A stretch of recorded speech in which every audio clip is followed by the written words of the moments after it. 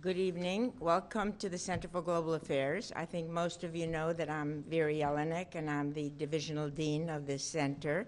Thank you for coming. I see that the weather didn't keep you away, and I'm not surprised. Those of you who form part of Jim Hoag's fan club know that I tend to sort of wax effusive about what goes on in these corridors. Probably one of the fastest growing master's program in global affairs at this school. Continuing education courses, dozens of them year-round, and public events such as the one tonight. More events to come. We're winding down. We're getting closer to graduation at the beginning of May, but there's an event on Monday. The ambassador of Egypt, Ambassador Abdelaziz, will be here in a conversation with a faculty member, Alon Ben Meir. And on Wednesday, we switch gear and we move to exploring energy in the Arctic and also issues of environment. So get in touch and come aboard.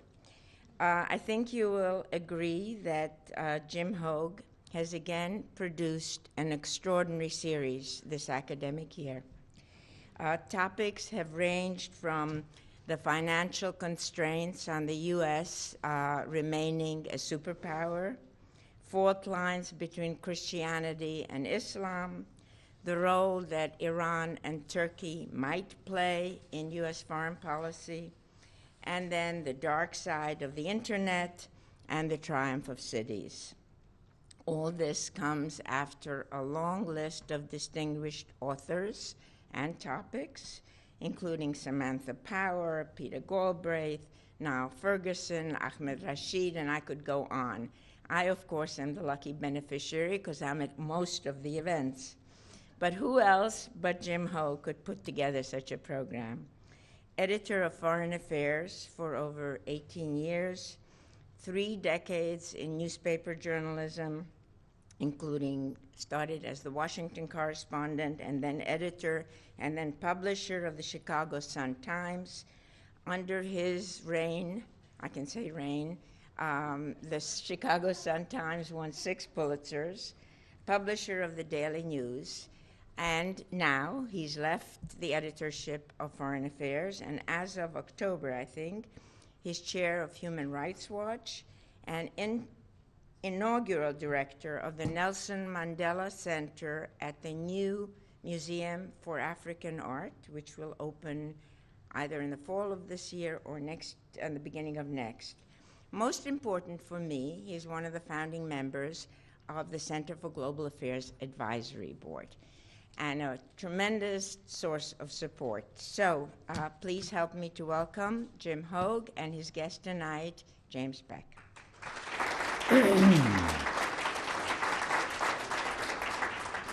Thank you very much. It's a pleasure to be back.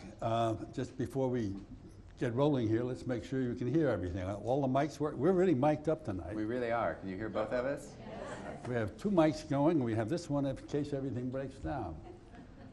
James Peck.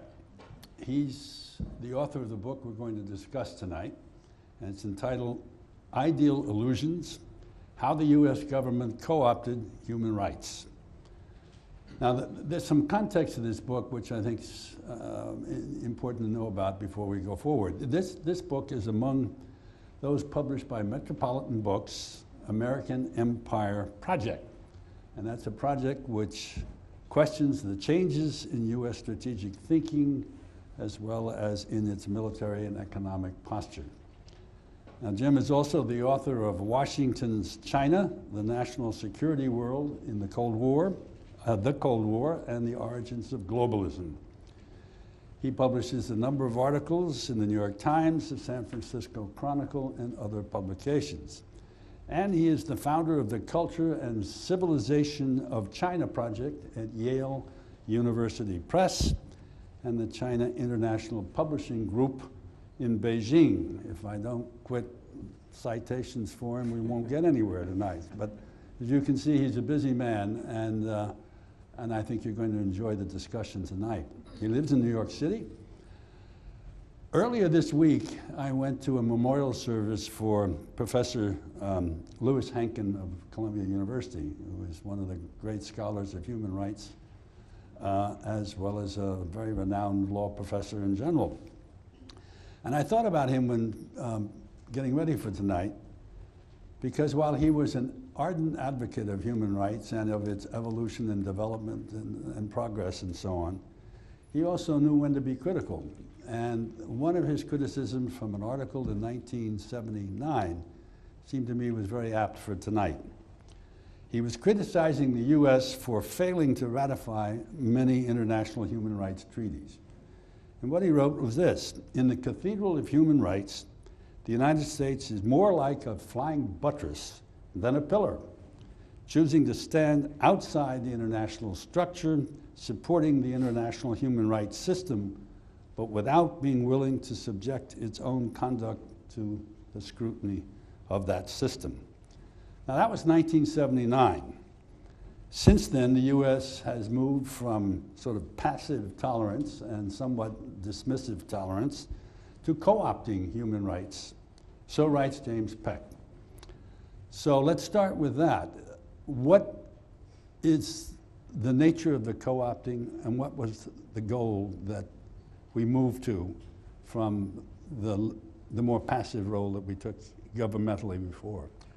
Well, I first came to the, let me put it in some ways in terms of the title, Ideal Illusions, because there's a line that Harold Laswell, a famous writer about propaganda, wrote in the 20s and 30s when he said, sophisticated governments rule better through illusion than they do through coercion. Right.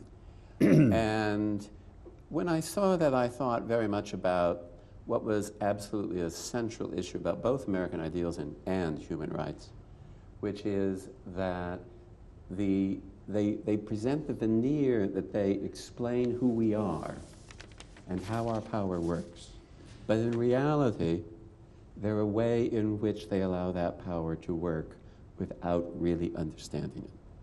In other words, they become a way of idealizing it, and they become a way in which we say, as we did in the Vietnam era, if only we lived up to our ideals, that's not who we'd be. But when we look at the Russians and they do something wrong, we say, oh, but that's who they are.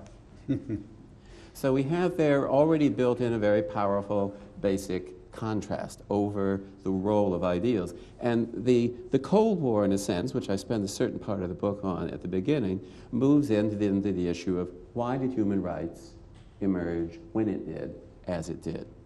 And what I argue in the book is not that human rights didn't emerge as a language after the Second World War, but that it emerged in a primary way in this country in the 70s.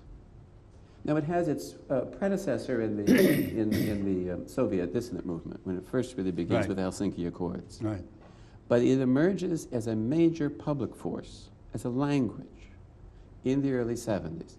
And these were years when I myself was also very active in the anti-war movement and was very empathetic to Amnesty International as it was founded in London in the early 60s. But as I watched the development of the language in the Congress, because it really, of course, precedes by a decade, Human Rights Watch. Right. When I watched the emergence of the language, what increasingly concerned me was the divide that was emerging between the issues that had been very central in the peace movement, issues of war, aggression, and also issues in the civil rights movement, equality, restructuring of wealth and power, and that human rights was emerging in a way, what I call the first current, and we can talk about that later, in a way that separated itself off from these other issues. So that it became concerned with valid issues of individual freedom, torture. It was concerned with certain kind of legal rights and free speech, and the kind of issues that are probably much easier for Americans to grapple with. Civil rights, political rights, rights that when individuals are constrained by caste rather than class, so that there's civil rights and women's rights and gay rights. And yet, watching the emergence of this concern